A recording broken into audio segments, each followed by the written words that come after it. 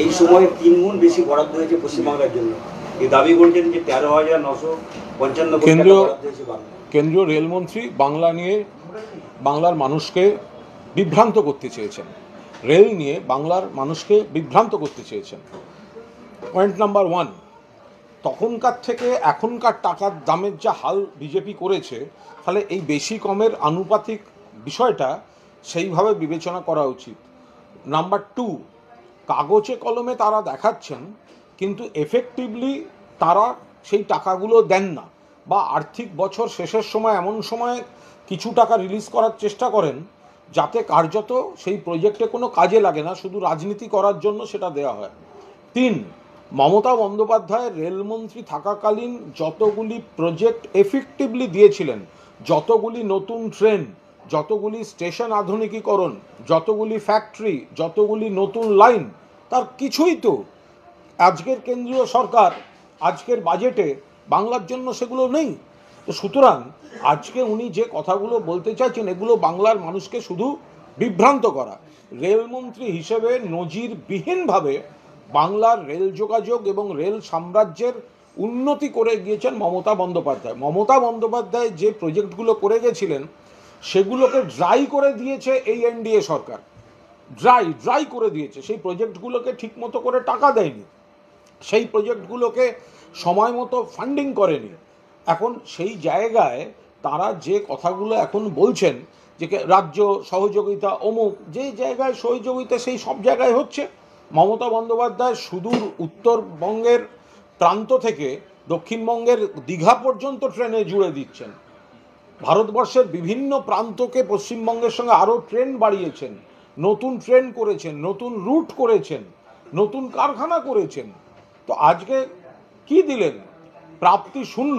আর যেটা দেখাচ্ছেন কাগজে কলমে সেগুলো দেখানো হচ্ছে এফেক্টিভলি তার কোনো। সবচেয়ে বড় কথা, এই যে পরের পর দুর্ঘটনা হচ্ছে, দুর্ঘটনা, যাত্রী সুরক্ষা, দুর্ঘটনা এড়ানো, সেগুলো নিয়ে ব্যবস্থা কোথায়? মমতা বন্দ্যোপাধ্যায় রেলমন্ত্রী থাকাকালীন শুধু বাংলার জন্য নয়, অ্যান্টি কলিশন ডিভাইসটা সারা ভারতবর্ষের জন্য করেছিলেন। তাহলে আজকের যে রেলমন্ত্রী সে কি করছে? তিনি কি করেছেন? আজকের রেলমন্ত্রী তিনি কি করেছেন? তাহলে এত ঘন ঘন দুর্ঘটনা ঘটছে কেন? তাহলে দুর্ঘটনা প্রতিরোধ, রেলওয়ে ট্র্যাক মেনটেনেন্স, যাত্রী সুরক্ষা, ট্রেনগুলো সময়ে চলা, ট্রেনের ভেতরের জল, খাবার এবং পরিচ্ছন্নতা, এগুলোর ব্যাপারে তো কোনো সদিত্তরই রেলওয়ের বাজেটে নেই। বাংলায় যেমন কিছু দেননি, তেমনি সারা ভারতবর্ষের রেলওয়ে যাত্রী নিরাপত্তা ব্যবস্থা সুরক্ষা নিয়ে তার কোনো সদুত্তর নেই। তিনি আরো বলেছেন যে আইন শৃঙ্খলা এবং জমি অধিগ্রহণের সমস্যার কারণে একাধিক প্রকল্প আটকে রয়েছে, এই বিষয়ে দ্রুত পদক্ষেপ করুন। প্রকল্প নিয়ে রাজনীতি হচ্ছে বলে। প্রকল্প নিয়ে রাজনীতি তো বিজেপি করছে, কেন্দ্রীয় সরকার করছে। মমতা বন্দ্যোপাধ্যায় রেলমন্ত্রী থাকাকালীন এতগুলো রুট করে দিয়ে গেলেন, এতগুলো নতুন ট্রেন দিলেন, এতগুলো কারখানা দিলেন, আর এতগুলো নতুন প্রজেক্ট শুরু করলেন। তো সেই প্রজেক্টগুলো তো টাকাটা এই কেন্দ্রীয় সরকার বিজেপি সরকার বন্ধ করেছে। তো এই বিজেপি সরকার বন্ধ করেছে যেগুলো প্রায়োরিটি, যে জায়গাগুলো প্রায়োরিটি, যে জায়গাগুলোর পরিকল্পনা থেকে কাজ শুরু মমতা বন্দ্যোপাধ্যায় রেলমন্ত্রী থাকাকালীন করেছিলেন, তো সেগুলো তো তারা করছেন না। এখন এই অভিযোগগুলো করলে কি করে হবে? আর বেশ কিছু ক্ষেত্রে এমন জায়গা থাকে, কিছু জমি রাজ্য সরকার ব্যবস্থা করে দিচ্ছে, কিছু হয়তো জমি মালিকের সঙ্গে কোথাও মামলা মোকদ্দমা, কোথাও বিচারাধীন কিছু বিষয় থাকে, সেগুলো আনুপাতিক হারে আসে না। এবং সেইগুলোকে সামনে এনে মানুষকে বিভ্রান্ত করার কোনো অর্থই নেই। মানুষ জানেন রেলমন্ত্রী থাকাকালীন মমতা বন্দ্যোপাধ্যায় দুহাত উজাড় করে বাংলাকে সাজিয়ে দিয়ে গিয়েছেন, যেটা এই বিজেপি সরকার পুরোদস্তুর বঞ্চিত করছে। বলছি যে সাধারণত রেলের কি প্রকল্প বরাদ্দ হয়েছে সেটা ঘোষিত হয় হচ্ছে পিঙ্ক বুক থেকে, সেখানে প্রকল্প ধরে ধরে বিগত বছরে কি ছিল, চলতি বাজেটে কি দেওয়া হচ্ছে তার ঘোষণা থাকে। আজকে আপনি যখন এই সাংবাদিক সম্মেলন করছেন তখনও পর্যন্ত পিঙ্ক বুক প্রকাশ হয়নি। তার আগে কোন হিসেবের ওপর দাঁড়িয়ে রেলমন্ত্রী বলে দিলেন যে পশ্চিমবঙ্গকে অনেক টাকা বা প্রকল্প দেওয়া হয়েছে? দেখুন, সবচেয়ে বড় কথা এই কথাগুলো, এই যে প্রথম কথা, তারা এখনো কোনো ঘোষিত তালিকা দিতে পারেননি।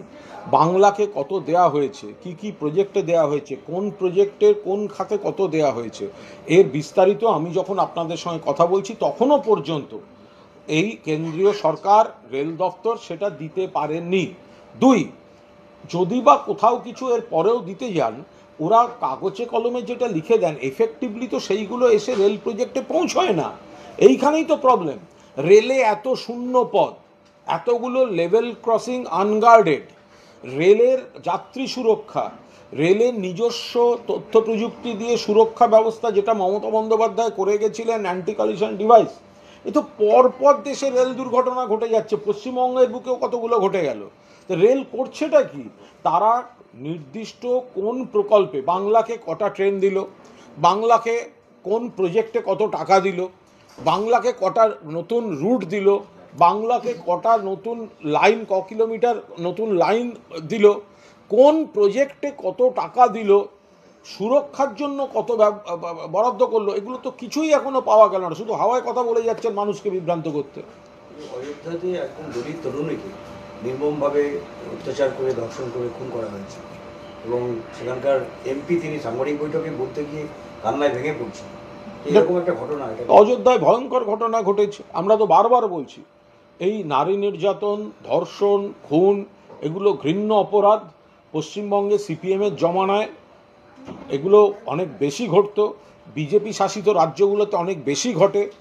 সামাজিক অপরাধ বাংলায় অনেক কমেছে, কিন্তু আমরা চাই না একটাও এই ধরনের, মানে এই ঘটনা ঘটতে দেওয়া যায় না, এবং দোষীদের ফাঁসি চাই, মৃত্যুদণ্ড চাই, এটা আমাদের পরিষ্কার স্ট্যান্ড। তো যে বিজেপি বড় বড় কথা বলছে, উত্তরপ্রদেশ, উন্নাও, হাতরাস, অমুক তমুক, এখন দেখুন অযোধ্যা রামরাজ্যের মডেল, রামরাজ্যের রাজধানী, এবার বলছে অযোধ্যাতেই ভয়ঙ্কর ধর্ষণ ঘটেছে। তো যারা Ayodhya model, UP model, Ram Rajya, Ayodhya এসব বলেন, তারা এখন কি কৈফিয়ত দেবেন? হাওড়া রামরাজার তলায় আজকে সরস্বতী পুজোর দিন এক ইপটিজিং এর ঘটনা ঘটেছে এবং সেটার প্রতিবাদ করায় ছাত্রীর বাবার মাথা ফাটিয়ে দিয়েছে 3 যুবক। দেখুন, কি ঘটেছে তো আমি বলতে পারবো না। যদি এই ধরনের আপত্তিকর কিছু ঘটনা ঘটে থাকে, নিশ্চয়ই নিন্দার ঘটনা, খারাপ ঘটনা, পুলিশ প্রশাসন ব্যবস্থা নেবে, এর সঙ্গে রাজনীতির কোনো সম্পর্ক নেই। যদি কেউ কোনো অন্যায় করে থাকে, স্থানীয় পুলিশ ব্যবস্থা নেবে। হরিণঘাটাতেও র্যাপ নামিয়ে পুজো করতে হয়েছে, সেখানে নাকি একজন মুসলিম বুথ সভাপতি হুমকি দিয়ে যে পুজো করতে। এইগুলো সব একদম গল্প কথা ছড়ানো হচ্ছে। কোথাও পুজোয় কোনো সমস্যা নেই, ইচ্ছাকৃতভাবে। এখন মুশকিল হচ্ছে যারা ধর্মনিরপেক্ষ শক্তি, সেই দলগুলোর মধ্যে এমন অনেকে থাকেন যারা বিভিন্ন ধর্মের, এখন তাদেরকে টার্গেট করে নিয়ে যে ও হিন্দু নয়, ও পুজো করতে দিচ্ছে না, ও এ নয়। আরে এই সব ছোটোখাটো যে গণ্ডগোলগুলো, এগুলো হচ্ছে কে পুজো করবে আর কোথায় করবে। যে এই জায়গাটাতে একটা কলেজের 3টে সেকশন, তো মর্নিং বা 3টে কলেজ, আমরা এখানে করব, তোমরা দোতলায় যাও, আমরা এই মাঠে করব, তোমরা পেছনে যাও, এই ধরনের কিছু বিবাদ হতে পারে, কিন্তু পুজো করতে দেবো না, এই ধরনের কোনো ঘটনা ঘটছে না। ইচ্ছাকৃতভাবে অহিন্দু কোনো ছাত্রদের টার্গেট করে অত্যন্ত কুরুচিকর একটা অপপ্রচার হচ্ছে। শুভেন্দু অধিকারী বলছেন যে হিন্দুরা ঐক্যবদ্ধ হচ্ছে এবং সেই কারণে প্রশাসনকে চাপে পড়ে পুলিশি পড়ায় পুজো করতে বাধ্য হচ্ছে। এটা সেটা কোনো বিষয়ই না। যদি একটা হই হই করে সবাই মিলে পুজো করতে যায় এবং বাচ্চা ছেলেমেয়েরা প্রত্যেকেরই একটা হই হই কাণ্ড থাকে, আমরা এখানে করব, তোমাদের কলেজটা তোমরা অমুক জায়গায় করো, তোমাদের ইউনিটটা তোমরা পাশে করো, এরা ওপাশে করো, এই ক্ষেত্রে কোনো সমস্যা। এর সঙ্গে হিন্দু মুসলমান করে এইটাকে কলুষিত করার কোনো অধিকার কোনো রাজনৈতিক দলের নেই। এইসব করে বিজেপি বাংলায় মানে মাটিতে পা রাখতে পারবে না। মদন মিত্র অনেকগুলো বিষয় পুজোটার একটা এই নন্দীগ্রামের সীতানন্দ কলেজ, সেখানেও এবিভিপি আর টিএমসিপি, সেখানেও নিজেদের মধ্যে গন্ডগোল, সেখানেও পুলিশ দিয়ে সেখানে পুজো। স্থানীয় কোনো সমস্যা, যদি ওখানে যেটা হচ্ছে সেটা ওখানকার নেতৃত্ব বলতে পারবেন। পুজো তো সুন্দরভাবে হচ্ছে। এখন ওইগুলোর মানে একেবারে কলেজ লেভেলে সবাই পুজো করতে চায়, সেখানে নিঘাত বিজেপির লোকেরা ওখানে কিছু একটা করতে গেছে। কারণ এখানে এই উৎসবের ধর্মটা, সরস্বতী পুজো নিশ্চয়ই হিন্দু ধর্মের, কিন্তু শিক্ষাঙ্গনে এই পুজোর যে উৎসবটা হয়, হাতের কাজ, সাজানো, মেলা, প্রদর্শনী, এতে তো সব ধর্মের মানুষ থাকে। তো তার মধ্যে ঢুকে বিজেপি ওই হিন্দু করতে গেছিল, তাই নিয়ে হয়তো একটু বিবাদ হয়েছে। মদন মিত্র বলেছেন যে আইপ্যাকের নাম করে বলেছেন যে হ্যাকপ্যাক ব্যাকপ্যাক বলেছেন ম্যাক, দ্বিতীয় বলেছে এই এজেন্সি দলে বিভেদ তৈরি করছে, এরাই টাকা নিয়ে পদ বিক্রি যেমন করছে। মদন মিত্র অনেক সিনিয়র নেতা, আর তিনি যেগুলো বলেছেন সেগুলি আরও সিনিয়র নেতাদের বিবেচ্য, সেই জন্য আমি এর মধ্যে কোনো মন্তব্য করবো না। বলছি শুভেন্দু অধিকারী বলছেন যে এবার রামনবমীর দিন পশ্চিমবঙ্গ দেখবে হিন্দুদের জাগরণ, যে 50 লক্ষ হিন্দু এবার আরে রামনবমীর দিন হিন্দুর মিছিল করবে, আবার সেই হিন্দুরা কন্যাশ্রী, লক্ষ্মীর ভাণ্ডার, স্বাস্থ্যসাথী, উন্নয়ন সব কিছু দেখে মমতা বন্দ্যোপাধ্যায় তৃণমূল কংগ্রেসকে ভোট দেবেন, এটাই হবে তো স্বাভাবিক ব্যাপার। হিন্দু, মুসলমান, খ্রিস্টান সব ধর্মের লোক, তার বড়দিনে খ্রিস্টানরা বেরোবেন, ঈদের দিনে মুসলমানরা বেশি বেরোবেন, হিন্দুরাও সামিল হবেন, ওর বাড়িতে সিমুই খেতে যাবেন, দুর্গোৎসবে হিন্দুরাও বেরোবেন, মুসলিমরাও বেরোবেন, রামনবমীতে নিশ্চিতভাবে রামের যারা পুজো করবেন তারা বেরোবেন, কিন্তু রামের যারা পুজো করবেন তারা বিজেপিকে ভোট দিচ্ছে, এই গলত ফ্রেমিয়া এর মধ্যে শুভেন্দু অধিকারী পড়ছেন কেন? গলত কি বলে ওটাকে? गलत फहमिया गलत फहमिया ये गलत फहमिया में শুভেন্দু অধিকারী পড়ছেন কেন? যে রামনবমীতে মিছিল হবে, রাম ভক্তরা নামবেন, রামের পূজারীরা নামবেন, কিন্তু রাম ভক্তরা মিছিল করলে বিজেপিকে ভোট দেবেন, এই গলত ফেমিয়াতে শুভেন্দু অধিকারীরা ভাবছেন কেন?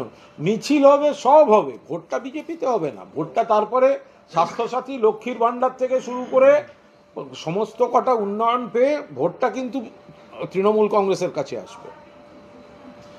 শিক্ষামন্ত্রীর সামনেই কলেজের ছাত্রী কান্নায় ভেঙে পড়ছে এবং নিরাপত্তার আর্জি রাখছে। গতকাল সকালে হয়ে গেছে, দুপুরে শিক্ষামন্ত্রীর সঙ্গে কথা হয়ে গেছে, বিকেলে আমার প্রতিক্রিয়া হয়ে গেছে, আপনারা তো লেট রান করছেন কেন?